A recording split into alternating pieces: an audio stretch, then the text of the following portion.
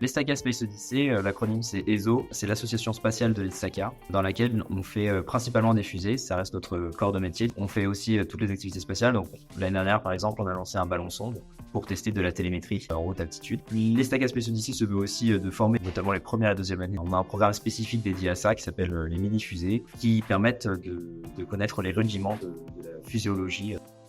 L'Estacada Space Launcher, qui a débuté en 2021, en 2022. Donc c'est un programme qui vise à construire un lanceur et un moteur. Et ce programme, pour le moment, est séparé en deux grandes catégories, le partie lanceur et la partie moteur. Les prochains grands jalons, là ça fait 2 ans qu'on est sur de la conception de la fabrication du lanceur et du moteur. ESL 1 sera lancé cet été au Sea-Space, donc grâce à Planète Science et le CNES, donc une altitude visée de 2 à 3 000 mètres. Et Naga 1, donc la première version du moteur qui accompagne ce programme, a été testé en décembre 2023. Et après ça, une fois qu'on aura un bon retour d'expérience sur ces deux grands éléments, nous allons passer à l'itération 2. Nous visons le concours qui s'appelle l'Euroc, donc qui est un concours de physiologie globalement, où on amène notre fusée et notre moteur. Puis à horizon 2026-2027, on aimerait du coup aller aux 32 km d'altitude, qui était jusqu'à peu encore le record européen d'altitude pour une fusée étudiante. C'est un très gros programme puisqu'on a à peu près une 60aine d'étudiants tous les ans. Il vise à structurer véritablement les différents pôles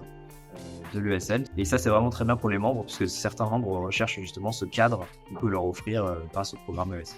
Les perspectives pour cette année sont d'abord le lancement de ESL 1, puis un nouveau test de Naga, donc notre moteur, première itération, qui nous permettra de valider ou non certaines technologies que l'on a mises en place, ou certains designs. À partir de ce retour d'expérience, on sera du coup sur l'année prochaine scolaire, qui consistera à faire une amélioration des designs déjà mis en place, une amélioration donc des performances, puisque l'on recherche bien sûr d'augmenter l'altitude et donc d'augmenter la puissance du moteur, d'augmenter l'efficacité du lanceur, etc.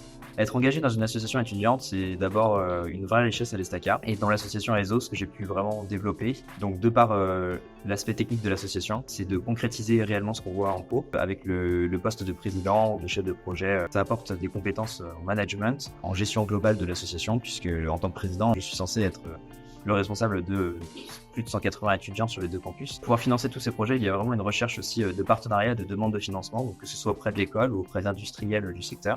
Ce que j'ai préféré dans mon expérience associative, c'est les rencontres avant tout, vraiment autant de profils que de membres.